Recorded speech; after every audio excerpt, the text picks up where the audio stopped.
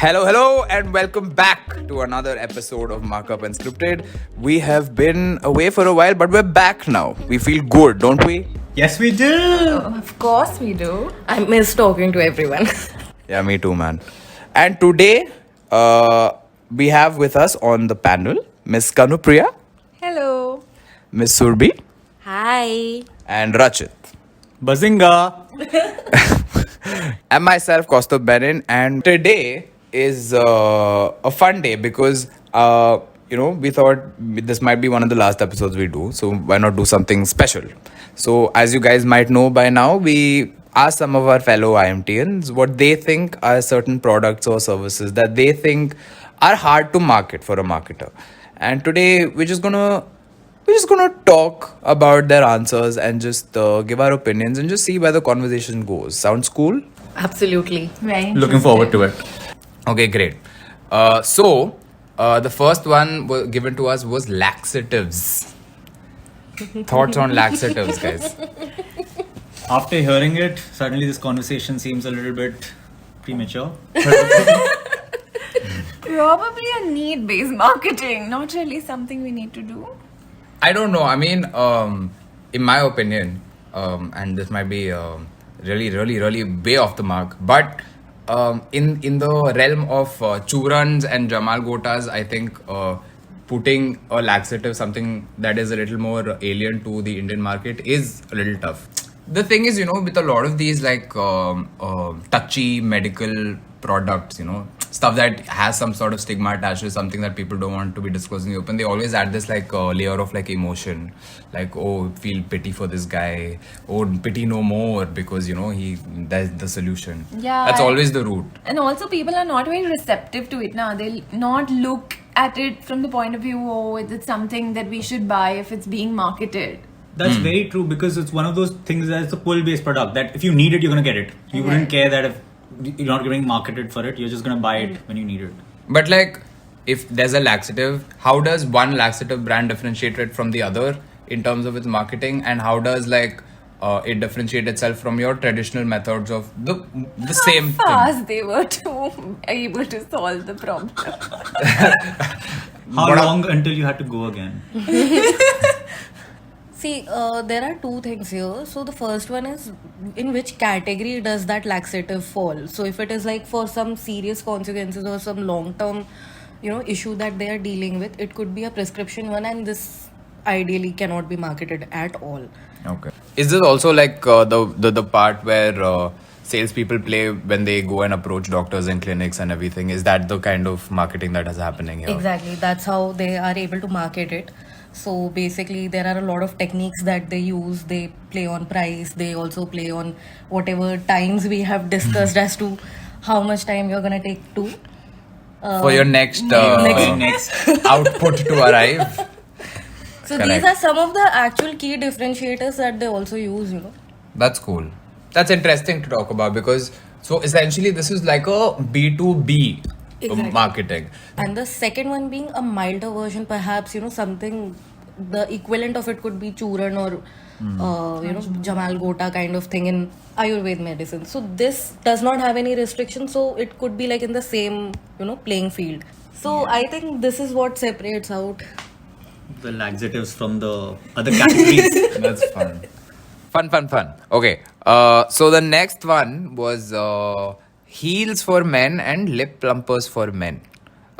In continuation, the said individual also said any product that was originally conceived for women, but now men also use it and can use it and should be made aware of. So, thoughts? I mean, the starting point is taking inspiration from Kian ka Arjun Kapoor. He did a whole song in heels, and that is stilettos, if I'm not wrong, and a promo followed in Coffee with Karan. Wherein he did a ramp walk and gave competition to some of the people over there. Fair. If I was to like make a bet on it, I would say this was like a promotion for something. Yes. Like who would do that? Like not for money. Says the guy who's worn a sari at a party. But Yeah, people are more expressive about their identities, more expressive about, more open about who they are as individuals, and rightly so. Time has changed. Maybe people also are becoming more open to the idea of embracing all of this. So yeah, this is like the need of the hour, but still like borderline. Like, are we being pioneers, or are we like? So I think similar way to the previous example, if you're going by marketing this, to basically market a product or basically get it in the minds of consumers, you need to make people familiar with it. You need to make the concept as a whole very approachable, or just the innovators or disruptors will obviously go for it first, but you need to make that happen. So just the image in my mind was coming when we were discussing, like Malaika Arora Khan is walking in heels and then behind Arjun Kapoor is being followed in heels. It's like a power couple thing. Yeah. So it'll suddenly just showcase that the gender norms are more fluid than before. I'm actually surprised we're talking about Arjun Kapoor here in this conversation and not Ranveer Singh. No, it's surprising because see, Arjun Kapoor is perceived to be, absolutely manly because of his, characteristic traits that he has, and yet that particular man is, promoting all these things, and that's why it is so surprising to see. That just shows how Ranveer contrast. Singh is just expected to be like that. But now that we brought him up, like Ranveer Singh can totally pull off eyeliner. He can pull off almost anything. anything. But if you remember that movie Padmavat, that look he had with the coal and the eyeliner and Yeah, everything. absolutely. So as a whole, a lot of guys after that, I saw them wanting that look and they started up using eyeliner. So yeah, probably he should be the brand ambassador for all things conceived, actually perceived for women, but can also be used by men. He also just proved he doesn't need any of those things.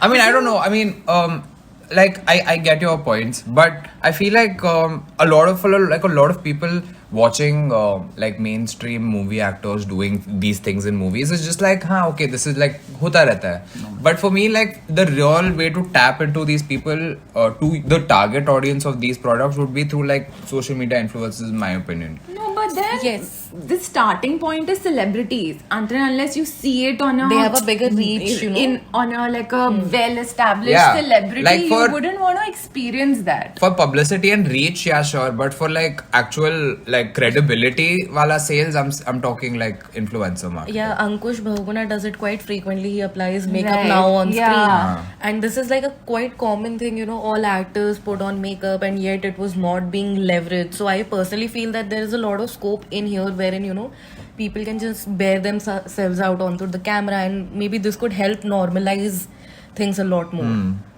But there's still a lot. I mean, I know we're just talking about how it has been more accepting and everything, but there's still a huge, I think, portion of People who would still troll and not accept not this. exactly troll, who may be very shy or open to accept these ideas, even if they want to do it. It's just like coming out in the open sort of a thing. They might not just want to do it so openly. But I think this would also like the part where some people would obviously raise eyebrows and everything, and I think that would actually give more credence to that movement. Like for example, sort of going off topic, but just LGBT, the pride. The more people oppose it, the more people who raise, the more as a movement it grows in strength, because more and more people go behind the cause. Similarly in this, if more and more people are like, this is not acceptable or something, more and more people will rise up to say that no, this is acceptable, we're changing the system, and it sort of becomes like a marketing effort in itself, because when so many people start leveraging that we want to showcase this to the world, they'll start making reels, they'll start making content on Instagram, they'll start doing all of these things which showcase their identity that's unique to the world. So I think this sort of fits in that exact picture. And I think brands also have something very unique here, because suddenly their customers double. Exactly. Right. And what they did was something clever. These days designers are into making gender fluid clothes. So, they are basically catering to both the audiences, and similar thing could be done for all the lip plumpers and things like that, heels and everything, because you can, just highlight the need. Like if someone is short, you can wear heels regardless to, make yourself feel better. And I think you can market lip plumpers to the wives or girlfriends better than because you'll be like, your husband will find, or your boyfriend will finally be able to give you the kiss you deserve. The campaigns would be mad. Yeah, it'd be crazy. But like, straying slightly off topic, even if you're not doing these products, even if they're products for like self-augmentation, kind of things, like those socks that have like a little bit of padding underneath, so that like when you wear your shoes You you see it all elevate up. it. Yeah, it's stuff like that.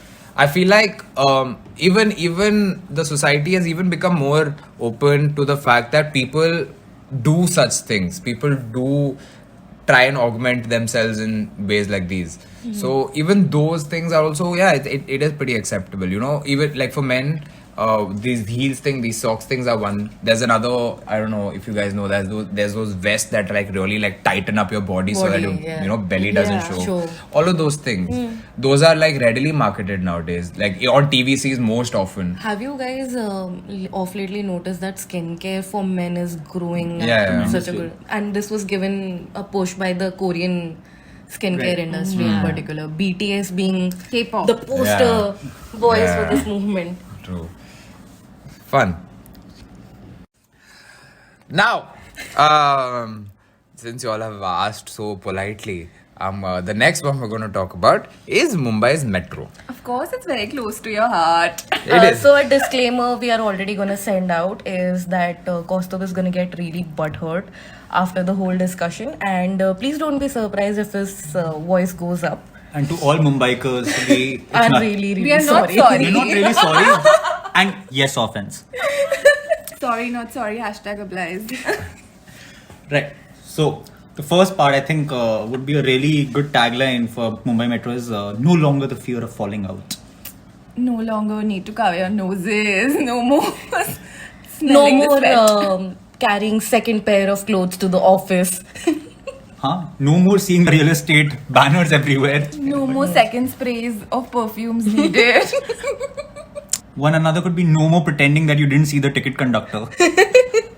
See, the thing is, we all know and have known for ages that the local is the backbone of the city. Okay, the Mumbai Metro's aim would be to somehow get that crowd into the Mumbai Metro, and obviously they have points of difference actually. The AC, like you said, the no longer the fear of falling out. But yeah, ticket prices are higher, obviously, and right now the connectivity is A bit low. on the poorer side, I will admit. There's So just one active line. correct. We know. Takes time to build up. No? Yeah, it takes time. Okay, development does not happen in a day. It takes 20 years. Listen, the Taj Mahal also took time. Okay. Okay. Anyway. That's the wonder, world's wonder. So Mumbai Metro could be marketed, like the ninth Like the wonder of the ninth world. wonder of the world. Both in the time it took to make it I and must the say- complexity of this. I must say these Delhi people are being very mean, okay? We're just being honest, guys. Because we've all had experience with Mumbai. Anyway, the point of discussion was, I mean, obviously there are benefits to market, but this brings me to an interesting question about any public sector offerings like your BSTs, buses, or your railways, even for example. How does there really need to be a marketing element, or is it just given that demand hai to supply hai? So basically, the job of the government is to give them options. They don't do this because there is like a need to sell that particular service. But because it calls for that kind of development, they do it anyway. I mean, metro as a concept, if I talk about it, was new in India, so that's why probably took needed off. a little more marketing than any other public offering. And people in India are probably used to, having their comfort zones and everything. So to get them to use a public transport, because the perception is that the public transport is not good. So It's to not- change that perception is something why marketing was needed. But is like Mumbai Metro a private venture, if I'm not wrong? Yeah, it's a Reliance Metro. Reliance Metro, The exactly. first line So is the marketing initially is- element becomes extremely important in this case to cover ROI. Okay, so speaking of the Mumbai Metro, we have a Markup Unscripted first on this podcast. We have with us Mr. Angad Bhatia, also known as Angod. Say hi. Hello. Okay. I see what you did there. Anyway, so something that we wanted to talk about is how we have like selling of naming rights of stations. Like strategically, why do brands do it? How does it help? What is the process? Competition, all of that. Okay, think of it as naming or having a piece of land or piece of important geography to your brand. So it's on each and every touch point. Let's just say you live near Andheri metro station, which is called LIC Andheri. In your landmark, in whichever online order you place, you'll say near LIC Andheri. That's a kind of bond that you just can't get with digital or any other print media. You're basically taking an important piece of land and saying that's my brand's land. Exactly. It's just sort of putting it in people's minds every day and sort of making them habitual to that. Also, then it becomes a part of your daily journey because let's say you travel on the metro every day and all you see is LIC Andheri. It's now a part of your life that, okay, LIC and I travel together of sorts. I don't know. Yeah. It's like if you get out of your house in the morning, you want to go to the LIC metro station. You will say, "Bhaiya, LIC metro station" to the rickshawala. You won't say, because that's how it becomes part of your daily parlance, and like it has like a recall effect, I guess. It's just like when you have to order toothpaste, you don't say toothpaste, you say Colgate. Dena. Yeah. Correct. You're suddenly giving this like even a metro station, like an identity. Something that you associate with. It's not just like transportation. It's not just that somewhere you're going or reaching. It's more like a journey, a story in the making. But I also want to know that what does the Mumbai Metro, like Reliance, get in return for this? Okay, so basically this model runs on.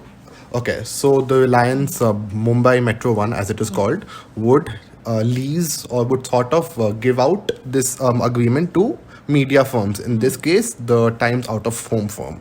So they will forward all of these potential openings to brands. Brands will pay them money, and Times would pay a licensing fee to Reliance Mumbai Metro One in this case. Yeah. Love it. This sort of boils down to what I think will one day happen with Mumbai, that Mukesh Ambani will buy all of it and he'll name it Geo de Janeiro. Okay, so guys, that brings us to the end of this podcast episode.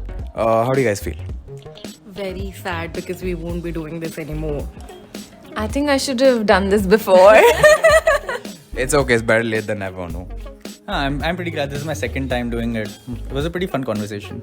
No, I think the Mumbai Metro was the best. Wasn't it, Kaustubh? We're done with that conversation. Just watching his reactions was the best part. I'm sorry you guys won't be able to. You know, I'm not even gonna ask you guys whether you all had fun in this podcast episode because I know you all did at my expense.